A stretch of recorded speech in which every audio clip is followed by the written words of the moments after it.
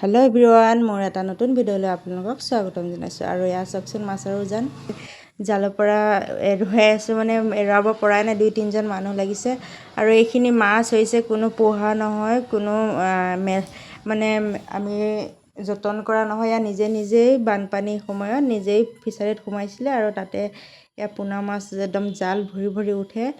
আৰু আমি 3-4জন মানুহে এৰাব পৰা নাই, ইমানেই মাছ লাগিছে। ইয়াৰ তলত কিছুমান সৰু মাছবোৰ পৰি গৈছে আৰু অলপ ডাঙৰ জালখন সৰু হয়, বহুত সৰু হয়। আৰু ইয়াত পোনা মাছ লগা জাল হয়।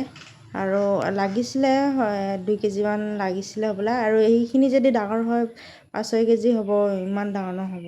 এতিয়াতো সৰু হৈ আছে, তথাপিও 2 কেজিমান লাগিছে। পাছতে এয়া ফ্ৰাই কৰি খাম। আৰু এইফালে দেখাই দিছোঁ আপোনালোকক, চেহেৰাটো দেখাই দিছোঁ। এয়া চাওক, পুৱাই উঠিছোঁ, একদম উঠি পেলাই জালখনহে দেখিছোঁ। জালখন দেখি একদম দিল গাৰ্ডেন হৈ গৈছে। পূৰা ভাল লাগে, মানে খাব ভাল নালাগিলেও চাই পেলাই ভাল লাগে।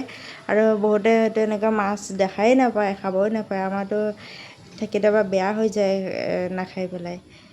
আৰু আপোনালোকৰ যদি খাব মন থাকে আমাৰ ঘৰলৈ আহিব। আৰু ইয়াৰ মাছ এৰাই পেলাই চাহ খালোঁ। চাহ খোৱাৰ পিছত অলপ চব্জি বনাবলৈ আছিলে কাৰণে জিকা কাটি ল'লোঁ। আৰু এইফালে মাছ কালিৰে অনা আছিলে, ফ্ৰাই কৰি থোৱা আছিলে, জিকাৰ লগত বনাম বুলি ভাবিলোঁ। আৰু এয়া মাছৰ কণী, পেটুকা, আৰু এইফালে কেৰাহী গৰম হৈ আছে, তেল দি পেলাই এতিয়া বনাম। তাৰপিছতে এয়া ফাইনেলি হৈয়ে গ'ল, মোৰ চব্জি পকি গ'ল। এয়া দালি আছিলে আৰু এয়া মাছ আৰু জিকাৰ লগত বনাই দিলোঁ। আৰু এইফালে হাঁহক ভাত দিম।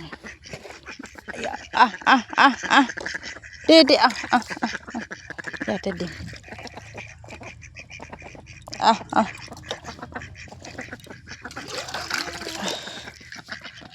আহাই নাই, একদম আধা ঘণ্টা মূৰে তাক খা।